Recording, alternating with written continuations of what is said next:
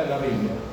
Lo primero, la Biblia viene del griego plural que se llama biblión, que significa colección de libros.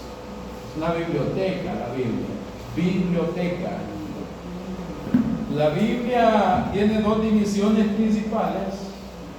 Una se conoce como el Antiguo Testamento y la otra se conoce como el Nuevo Testamento. Dentro de la información bíblica, el Antiguo Testamento está compuesto por 39 libros, lo cual comienza desde Génesis y termina con el profeta o el libro conocido como Malaquías. Hasta ahí hacemos 39 libros. Y se conocen por libros, no por cartas, sino por libros. La segunda sección se conoce como el Nuevo Testamento, lo cual contiene 27 libros, digamos así. Pero entre esos libros, a la hora de expresarse, se llaman cartas. Ahora bien, si hacemos una pequeña suma, ¿cuánto nos saldría si sumamos 39 más 27? 66. Hacemos un total de 66. Ese número 66 es la cantidad de libros que contiene la Biblia, el libro sagrado, es decir, la palabra de Dios, que en este caso el Nuevo Testamento comienza desde el Evangelio de Mateo y finaliza con el libro de Apocalipsis.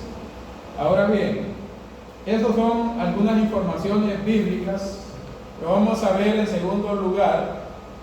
Veamos también, quiero que hablemos acerca de lo que es las 5 formas para ser bendecido con la palabra de Dios. Primeramente, la palabra de Dios necesitamos oírla. Para ser bendecidos hay que oírla. Yo creo que nadie está obligado a escuchar al predicador, a nadie, no estamos obligados a escuchar a nadie. Pero cuando se trata de la Biblia, de la palabra de Dios, hay que oírla. ¿Por qué hay que oírla? Porque es así como somos bendecidos. Nosotros queremos ser bendecidos, pues entonces no lo disimulemos y escuchemos, oigamos la palabra de Dios. Eso es todo. Hay que leerla también, como yo les decía, es necesario leerla, porque pues al leerla pues es así como vamos aprendiendo, ejercitamos nuestra mente y sirve de bendición leer la Biblia. Alguien dirá, bueno, ¿y por qué el hermano Juan Carlos programa lectura bíblica en el grupo? Es por eso, porque yo quiero que ustedes sean bendecidos, ¿verdad? Si yo fuera, digamos así, otro, que yo deseo ser bendecido, solo yo leyera la Biblia, pero yo quiero compartir con ustedes la bendición. Entonces, jóvenes, yo les invito a ustedes que siempre leamos la Biblia, porque es así como Dios nos bendice, leyendo la Biblia, estudiando su palabra. El estudio de la Biblia no es igual a leer un simple libro, por decir el periódico. Uno toma el periódico, comienza a leer y ya. La Biblia no, la Biblia se lee, pero se escudriña, se estudia también. El objetivo es aprender. Y podemos estudiar la Biblia una vez y luego leerla otra vez y aprendemos y cada vez que leemos la Biblia seguimos aprendiendo, porque Dios siempre nos bendice cada vez que leemos y escudriñamos la Biblia. Cada vez que escuchamos la palabra de Dios, Dios siempre trae bendiciones nuevas hacia nuestra vida. ¿Puede creerlo usted? Necesitamos meditarla también. Meditar la Biblia. Es decir, ¿qué nos quiere decir hoy la Biblia? ¿Qué nos quiere decir la palabra de Dios este día? ¿Qué me dice hoy la Biblia a mí? ¿Por qué me habla a mí? ¿Por qué está profetizando hoy la Biblia en nuestra vida? Todos los análisis debemos de hacerlos nosotros como como creyentes, ¿verdad? Que nos gusta ser bendecidos a través de la meditación. Bien, vamos a ver algo más. En tercer lugar, quiero presentarles qué hará la palabra de Dios en mí. Término singular y plural, en nosotros. ¿Qué hará la palabra de Dios en nosotros?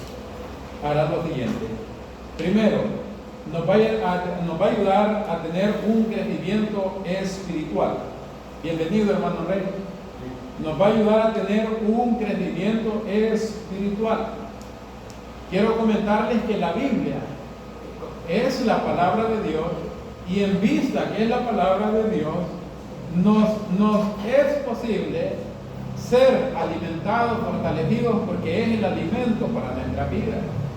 Es decir, alguien que no escuche palabra de Dios, alguien que ya se olvide de la palabra de Dios, en otras palabras, se está olvidando de Dios, y tal creyente debe de morir. ¿Por qué? ¿Por qué debe morir? Porque la Biblia es alimento, es el alimento para nosotros. Así que si nosotros no nos alimentamos, el cuerpo, por ejemplo, hablo de lo físico, ¿qué pasa, hermano? ¿Cuántos días puede durar un cuerpo sin comer? Bueno, podría ser que dure unos 40 días, ¿verdad? Porque Jesús, por ejemplo, ayunó 40 días, es decir, no